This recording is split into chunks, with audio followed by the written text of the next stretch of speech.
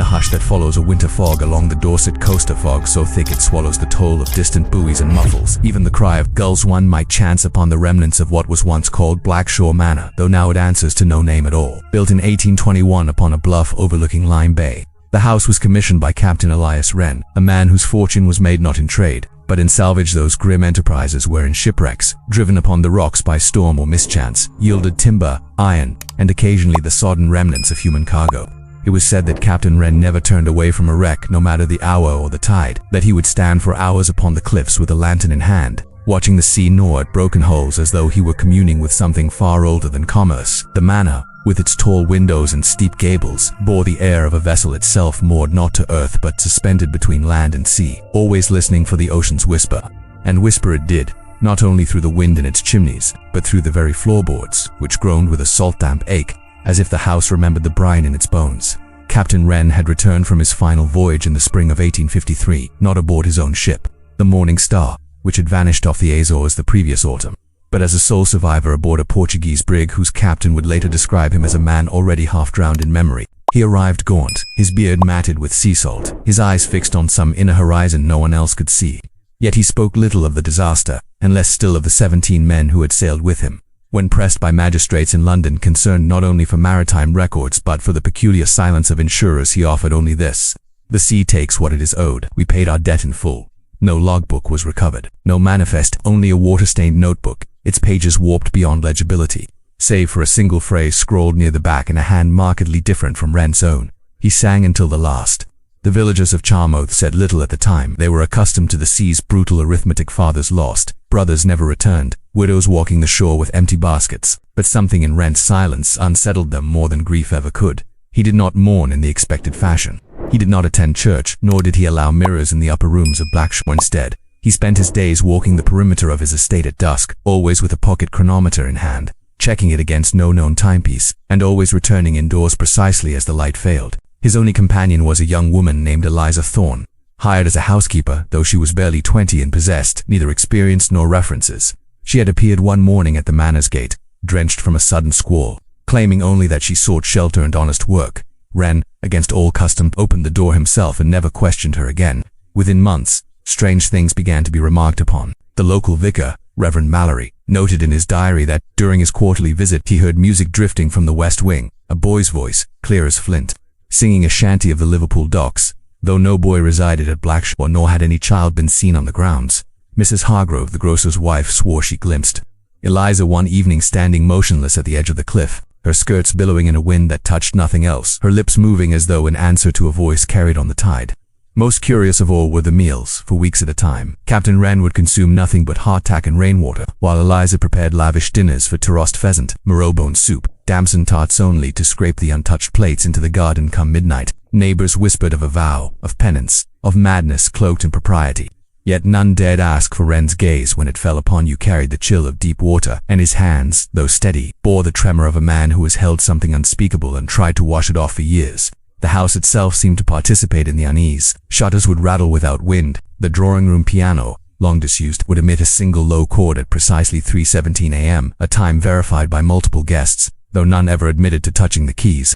And always, beneath the scent of beeswax and lavender, there lingered a faint briny odor, like wet rope or the inside of a long-closed hold. In his final year, Wren grew increasingly reclusive, permitting only Eliza to enter his study, where she would emerge hours later with ink-stained fingers and eyes reddened as though from weeping or reading by candlelight too long. Upon his death in 1857, a quiet passing in his sleep, the coroner noted no signs of violence or natural decay beyond the usual. The will revealed a stipulation both baffling and absolute. The manor was to remain sealed for 100 years, its contents undisturbed, its locks unbroken, lest the reckoning be undone. The estate passed into legal limbo, and Blackshore stood empty, its windows clouding over with decades of dust, its gardens retreating into the cliffside as though ashamed to be seen. Yet the story refused to sink. Fishermen spoke of a light in the east turret on storm nights. School children dared each other to touch the gate, then ran shrieking at the sound of footsteps behind them, though the gravel path remained undisturbed. And in the archives of the Admiralty, tucked within a bundle of unclassified incident reports from 1852 to 1854, there existed a single yellowed sheet bearing no signature, only a typed account of a rescue on the 14th day of November, 1852. The Portuguese bark Santians recovered one British officer and one female passenger from a lifeboat adrift 300 leagues west of Cape St. Vincent. The lifeboat contained provisions for 3, though only 2 remained. The officer gave his name as Elias Wren. The woman gave none. Both refused sustenance for 6 days. Though food was offered, the officer was heard muttering, "Not yet, not until he's heard." When asked to whom he referred, he fell silent and did not speak again for the duration of the voyage. That document, like so much else, was misfiled, then misplaced. But memory, like seawater, seeps through every crack, and in Dorset, where the cliffs erode grain by grain, time does not bury secrets, it merely waits for the tide to pull back far enough to show what lies beneath. The first true breach in Blackshaw's silence came not through legal petition nor familial claim, but by accident of weather. In the winter of 1903, a storm of uncommon ferocity tore through Lyme Bay, uprooting oaks that had stood since Queen Anne's reign and collapsing the eastern gallery of the manor into the sea. Among the debris salvaged by local workmen splintered wains, a marble bust cracked down the cheek. The rusted frame of a harp was a small cedar chest, wedged beneath the collapsed floorboards of what had once been Captain Wren's study. The chest bore no lock, only a tarnished clasp shaped like a ship's figurehead, its green patina eaten through in places by salt. Inside, wrapped in oilcloth gone brittle with age, lay 3 items: a water-stained ledger bound in whalebone, a child's shoe of soft calfskin, and a bundle of letters tied with black ribbon, their ink faded to the color of old bruises. The chest and its contents were handed over to the rector of Charmouth, who, recognizing their potential gravity, forwarded them to the Dorset County Archives with a note requesting discreet handling. It was there, decades later, that Dr. Alistair Finch, amateur folklorist and chronicler of maritime anomalies, encountered the materials during a routine inventory of unclassified donations. Finch, then in his late 40s and recently widowed, that had taken temporary refuge in the archives following a nervous collapse brought on, colleagues whispered, by his obsessive study of unexplained disappearances at sea. His notes, preserved in the university's special collections, describe his first encounter with a ledger as a sensation akin to touching ice in high summer. The pages, though warped, retained legible entries for the first 17 days of the Morning Star's final voyage. Routine logs at first: wind direction, cargo manifest, cotton, indigo, 3 crates of botanical specimens from Madeira, crew complement. But on the 11th day the tone shifted. The ink grew heavier, as if pressed with urgency. Wind ceased at noon. Sea flat as glass. No birds, men restless. Young P insists he hears singing below decks, though hold is empty. 3 days later, water rations halved. Cook claims flour turned to brine overnight. Impossible, yet tasted it myself. Salt on the tongue like tears. Then, on the 17th day, a single line, written not in Wren's hand but in a finer, looping script. "We have made the choice. God forgive us. We have made the choice." The final page bore only a crude sketch, a circle within a triangle, intersected by a wavy linen beneath it. The words "to remember is defeated." The letters meanwhile proved even more unsettling. All were addressed to my dearest Eleanor, though no Eleanor Wren appears in parish records. They spoke of a boy named Peter, bright as a silver, sings like an angel when he thinks no one listens, and of a promise made between the captain and his late wife, that should fate strand them at sea, they would observe the old custom to ensure survival. The phrase appeared 3 times, always in quotation marks, as though quoting a doctrine both sacred and unspeakable. One letter, dated October 30th, 1852, 2 weeks before the ship vanished, contained a postscript in a different ink: "Eleanor, if you read this, no, I did not wish it. But the sea offers no alternatives, only hunger." And he asked to be the one, said it was his duty, as the smallest, sang the Liverpool shanty while they prepared. I shall hear it until my bones are dust.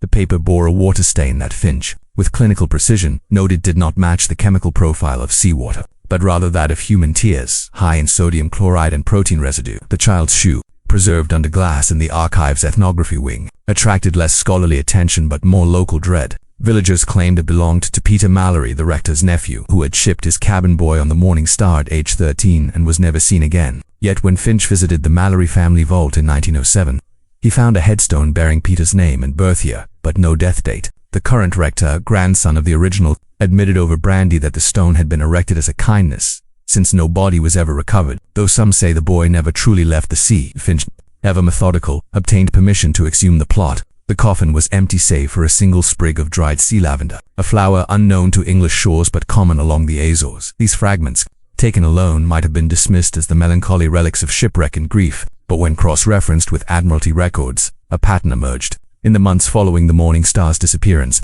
3 other vessels reported encounters with a ghostly lifeboat off the western approaches described as white with dried salt, manned by 2 figures, one tall and bearded, one slight and hooded. who would vanish before hails could be answered. More disturbingly, the insurance claim filed by Wren's underwriters contained an anomaly. While listing the lost cargo, it included an item not on the original manifest: one boy, indentured, value £12. No such boy was named in crew rolls. Yet Finch discovered, buried in the ledgers of a Liverpool shipping firm, a contract dated August 1852 binding one Peter Mallory to service aboard the Morning Star, signed not by a parent, but by Captain Wren himself, as guardian by provisional writ. How a naval captain became legal guardian to a vicar's nephew remained unexplained. What troubled Finch most, however, was the consistency of the auditory phenomena.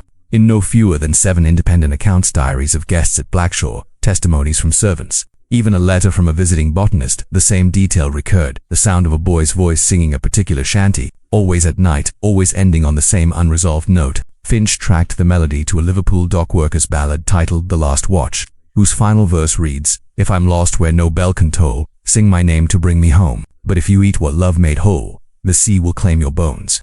The song was obscure, nearly extinct by 1850. Yet when Finch played a phonograph recording of it in the ruins of Blackshaw's drawing room in 1908, local groundskeepers reported hearing a response from the cliffside, an echo that lasted 3 seconds, longer than acoustics allowed, and ended not in silence, but in the faint, wet sound of someone swallowing. Finch ceased his public lectures after that winter. His private journals, later acquired by the British Library, grow increasingly fragmented, sketches of the circle and triangle symbol repeated in margins, notes on Victorian maritime law concerning extreme sustenance, and a single underlined phrase. They did not merely survive, they invited something in.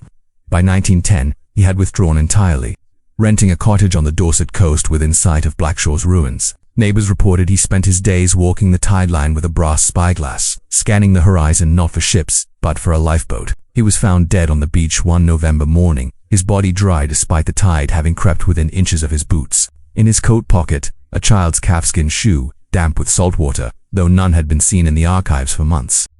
The descent into the heart of Blackshaw's mystery did not accelerate through revelation, but through accretion, the slow, sedimentary weight of coincidences that, taken together, formed a stratum too dense to ignore. After Finch's death, the cedar chest and its contents were transferred to the British Museum's Department of Ethnography, where they languished in storage for another 40 years, deemed maritime curiosities of dubious provenance.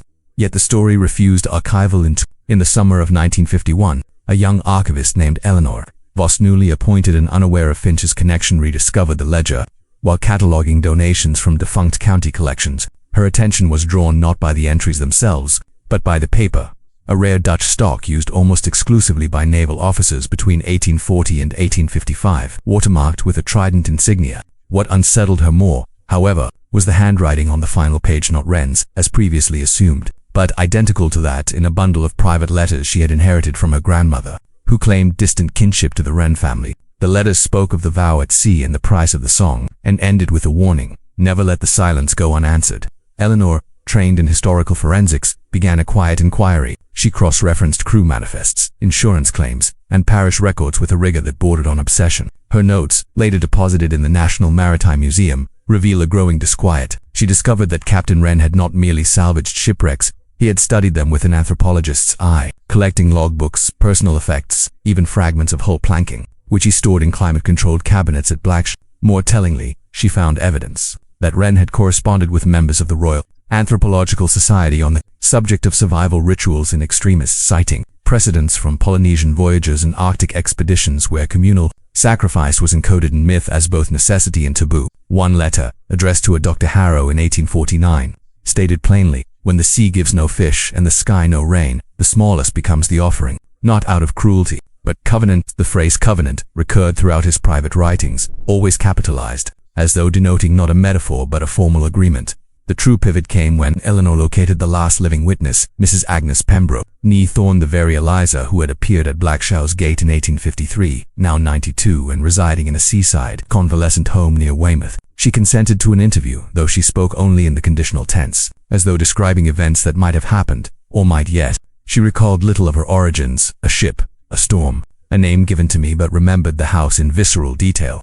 The way the grandfather clock in the hall never struck 13, though it had only 12 chimes, the chill that clung to the west wing even in high summer, and above all, the singing. "He didn't stop when he died," she told Eleanor, her voice thin as sea mist. "He sang louder, because they listened, because they needed to remember what they'd taken." She described how Captain Wren would sit for hours in the study with the ledger open, not reading, but waiting as if the page might answer. Once, she claimed, she saw him press his ear to the leather binding and weep. Most crucially, Agnes confirmed the existence of a ritual, not one born of madness, but of desperate theology. They were 17 days without wind or current, she said. Water gone by the 10th, biscuits by the 12th. On the 13th, young Peter Sache, sweet boy, offered himself. Said his mother had taught him that love means giving what hurts most. They drew lots, but the paper with his name on it appeared in every man's hand. That's when the captain knew it was chosen, not chosen by them. She would say no more about the act itself, only that afterward, the sea calmed, the wind returned by dawn, and the boy's voice never left the boat. She insisted they did not eat out of hunger alone, but because the sea demanded witness. To consume was to bind. To bind was to survive. Eleanor's research took a darker turn when she examined the physical evidence through emerging forensic techniques. Ultraviolet analysis of the ledger revealed traces of organic residue on the final pages, lever perhaps, or something more intimate. Microscopic examination of the child's shoe uncovered embedded fibers consistent with naval rope and salt crystals of a composition matching deep Atlantic brine, not coastal spray. Most disturbing was a chemical assay of the ink used in the postscript about Peter's final song. It contained traces of hemoglobin. Human in origin, whether this was contamination or deliberate inscription, Eleanor could not determine. But the implication coiled in her notes like a cold current. The act had been recorded not just in memory, but in blood. She also uncovered a legal anomaly buried in Hansard. A closed session of the House of Lords, in January 1854, convened to discuss an incident of maritime survival requiring moral exemption. Though no official record exists, private correspondence between two peers refers to a ruling that cannibalism, when undertaken to preserve multiple lives under conditions of absolute deprivation, may be deemed justifiable under divine and natural law, provided no lottery was rigged and the victim consented. The case, unnamed but clearly referencing the Morning Star, became the only instance in British legal history where such an act was tacitly excused. Yet the exemption came with a caveat, whispered among jurists for decades: the survivors must never speak of it, and must carry the silence as penance. Captain Wren, it seemed, had not only lived by that silence, he had built a house around it. As Eleanor delved deeper, the archive itself began to unsettle her. She reported misplaced files, the scent of brine in sealed rooms, and once, while working late, the sound of a boy humming the last watch from the hallway though the building was empty. Colleagues noted a change in her demeanor. She grew pale, spoke less, and began wearing gloves indoors, as though shielding her hands from something unseen. Her final journal entry, dated October 1952, exactly 100 years after the ship's disappearance, reads, "I understand now. It isn't about guilt. It's about continuity. The song must be heard. The memory must be fed. And if no one is left to remember." The sentence ends mid. 3 days later, she resigned without notice. Her whereabouts remain unknown, though a local fisherman claimed to have seen a woman matching her description walking toward Blackshawe's ruins at dawn, carrying a cedar box.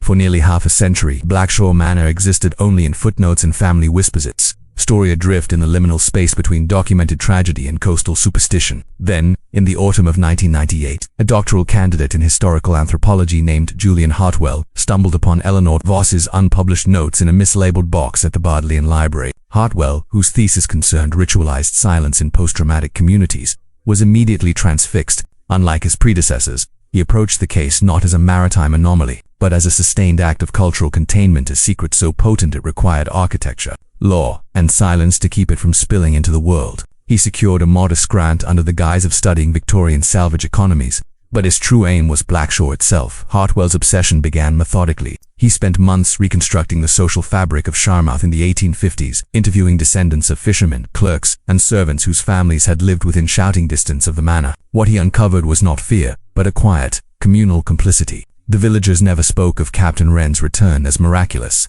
but as expected, they did not question Eliza Thorne's sudden appearance because, as one elderly woman told Hartwell over tea in a cottage smelling of dried kelp, "Some souls don't drown, they transfer." Old Mrs. Crenshaw, whose great-grandmother had laundered for the manor, recalled that Wren's linens always returned stiff with salt, as if he'd been sleeping in the sea. More significantly, Hartwell discovered that for years after Wren's death, a small sum was paid quarterly from an anonymous London account to the parish church, not for upkeep, but specifically for the tuning of the bell that does not ring. The bell in question, located in the disused belfry of St. Mary's, was found to be cracked in a precise star-shaped fracture, rendering it mute. Yet parish records showed it had been cleaned and oiled with ritual regularity until 1912. Hartwell's most critical breakthrough came not from people, but from paper. In the vaults of Lloyd's of London, buried beneath claims for ships lost to ice and mutiny, he found a sealed envelope marked Morning Star exempt file. Though officially restricted, a sympathetic archivist aware of Hartwell's academic standing allowed him supervised access. Inside lay a single document. Captain Wren's sworn deposition, never entered into public record, written in a hand grown shakier than in the ledger. It described not only the lottery and Peter's consent, but what followed. "We consumed only what was necessary to live," Wren wrote. But the sea does not bargain in grams or ounces. It bargains in memory. That night, as the stars returned, we heard him singing from the waves, not in grief, but in reminder. And we understood, to forget is to break the covenant. To break the covenant is to invite the hunger back not of the body, but of the deep. The deposition ended with a plea, "Let no man judge us. We did not choose to live. We were chosen to remember." Armed with this, Hartwell turned his attention to the house itself. By 2001, Blackshaw's ruins were privately owned by a reclusive antiquarian who, intrigued by Hartwell's scholarly demeanor, granted him limited access. What Hartwell found transcended decay. Though the roof had long collapsed and ivy strangled the walls, certain rooms remained eerily preserved. In the study, beneath a fallen beam, he discovered a hidden compartment in the floor, empty save for a layer of fine white ash that smelled faintly of burnt sugar and salt. Chemical analysis later revealed it to be the residue of incinerated human bone, consistent with a juvenile skeleton. More astonishing was the West Wing's music room. Though the piano was ruined, its soundboard bore carvings not decorative, but deliberate. The same circle within triangle symbol from the ledger, repeated along the frame like a rosary. When Hartwell played a recording of The Last Watch on a portable speaker, the room's acoustics amplified the final note into a resonant drone that vibrated in the chest cavity, a phenomenon he documented with both awe and dread. His fieldwork began to bleed into his personal life. He developed insomnia, waking each night at 3:17 a.m., the same hour the phantom piano chord had been reported. He took to carrying a vial of seawater in his coat pocket to keep the silence at bay, as he cryptically noted in his journal. Colleagues grew concerned. His thesis advisor urged him to broaden his scope, but Hartwell could not turn back. He became convinced that the covenant was not merely psychological, but acoustic, a belief encoded in vibration. He theorized that Peter's song, once heard during the act of consumption, had become a sonic tether, binding the survivors to the memory through auditory repetition. To stop hearing it would be to sever the bond, and thus to invite retribution not from God, but from the sea itself, which demanded witness as tribute. In the spring of 2003, Hartwell located the final piece, a forgotten appendix to the Royal Anthropological Society's archives, detailing a correspondence between Captain Wren and a folklorist named Dr. Silas Crow, had studied auditory ghosts phenomena, wherein traumatic events imprint sound onto play sand, posited that certain frequencies, when repeated, could sustain a memory beyond death. Wren's letters to Crow, filled with desperate queries about how long the song must last and whether silence breaks the chain,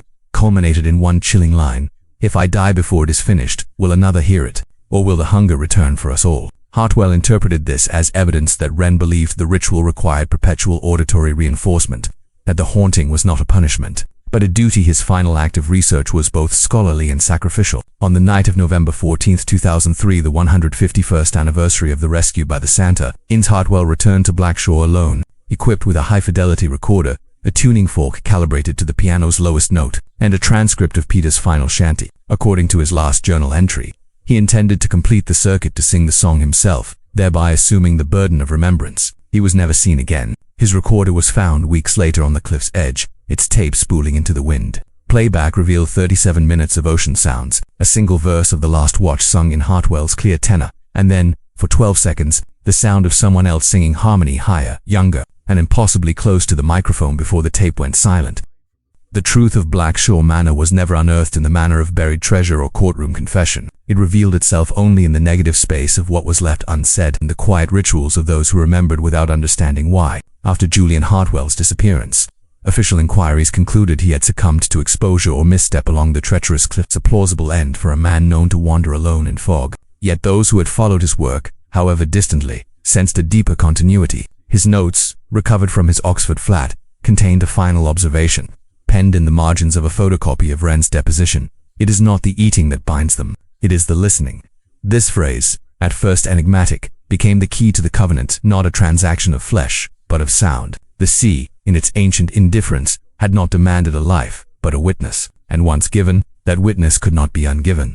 Further evidence emerged obliquely. In 2007, during a routine coastal erosion survey, archaeologists discovered fragments of a lifeboat keel embedded in the shale beneath Blackshaw's bluff. Carbon dating placed the wood between 1845 and 1855, Among the fragments was a brass plaque, pitted by time but legible.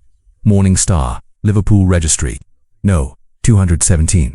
More curious was the presence of human hair, light-colored wound tightly around a bolt, preserved by concretion with iron oxide. Forensic analysis confirmed it belonged to a male child aged 12 to 14. Yet, what defied explanation was the acoustic residue when subjected to spectral analysis. The wood emitted faint harmonic vibrations at 432 Hz, the tuning standard used in mid-19th century British naval instruments, and the exact pitch of the opening note of the last watch. It was as though the timber itself had absorbed the song and retained it, like a shell holds the echo of the ocean. The revelation deepened when a descendant of Dr. Silas Crowe donated his private papers to the British Library in 2011. Among them was a draft manuscript titled The Auditory Afterlife, never published, in which Crowe theorized that extreme emotional resonance could imprint upon organic materials, creating what he called sonic fossils. He cited Captain Wren's case as his primary example, noting that in acts of profound moral rupture, the psyche externalizes its burden through sound, seeking a vessel to carry the memory forward.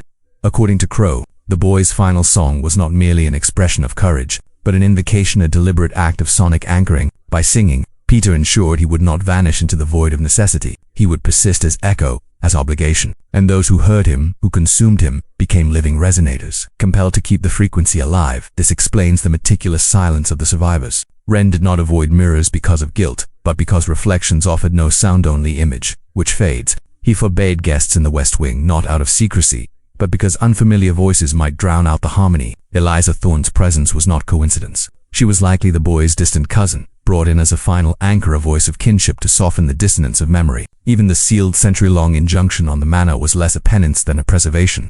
To keep the house intact was to keep the acoustics intact, to ensure the song had a chamber in which to reverberate.